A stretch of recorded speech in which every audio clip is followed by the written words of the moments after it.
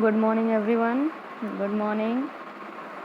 तो आज आप मेरे साथ पढ़ेंगे रीसाइक्लिंग ऑफ पेपर, जो कि लास्ट टॉपिक है आपके इस चैप्टर का, conservation of plants and animals का।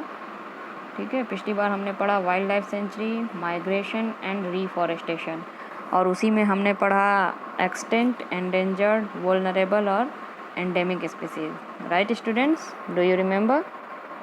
चलिए ठीक है, ओके। तो अब हम लोग स्टार्ट करते हैं recycling of paper. Paper recycling is the process of recovering waste paper, remarking it into new paper products. ठीक है, पेपर रिसाइक्लिंग क्या है?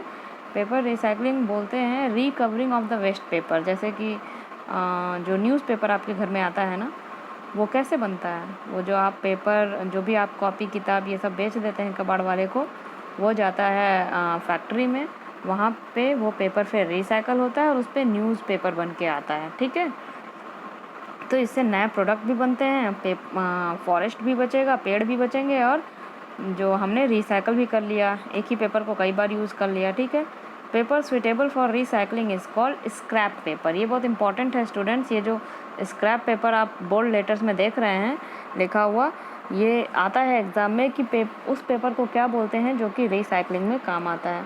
तो क्या बोलते हैं वो उसको बोलते हैं स्क्रैप पेपर। तो today 90% of paper pulp is made from would. आजकल जो 90% पेपर पल्प है वो किससे बनता है? Would say. Paper production accounts for about 35% of failed trees. और पेपर को बनाने के लिए हमको लगभग 35% जो हमारे पेड़ कट रहे हैं, उसमें से 35% पेपर बनाने के लिए कट रहे हैं।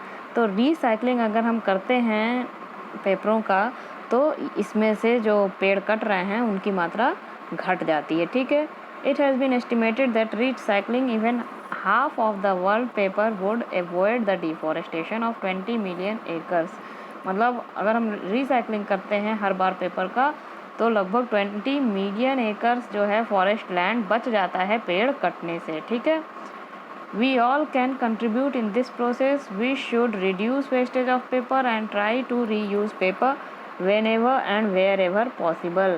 ये सब हम लोग भी कर सकते हैं, ये इसमें हम लोग भी कंट्रीब्यूट कर सकते हैं रिसाइकलिंग करने में। कैसे? कि सबसे पहले तो हम लोग जो पेपर वेस्टेज करते हैं, फाड़ के इधर उधर झूठ मूठ का फेंकते हैं, वो ना करें। और दूसरा क्या है कि हम लोग भी जहाँ पे भी ज़रूरत हो पेपर को रीयूज़ करें। जहाँ पे भी जब भी ज़रूरत हो हम पेपर को रीयूज़ करें, ये ना हो कि उसके लिए फिर नया पेपर निकाल लें। ठीक है, तो इस तरह से हम भी पेपर को वेस्ट होने से बचा सकते हैं। तो ये था आपका टॉपिक रीसाइक्लिंग ऑफ पेपर। इसमें आप पढ़ेंगे रिड्यूस, रीयूज़ और रिसाइकल।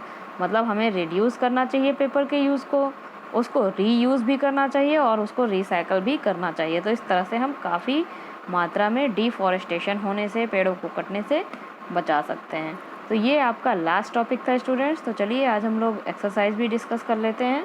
ठीक है।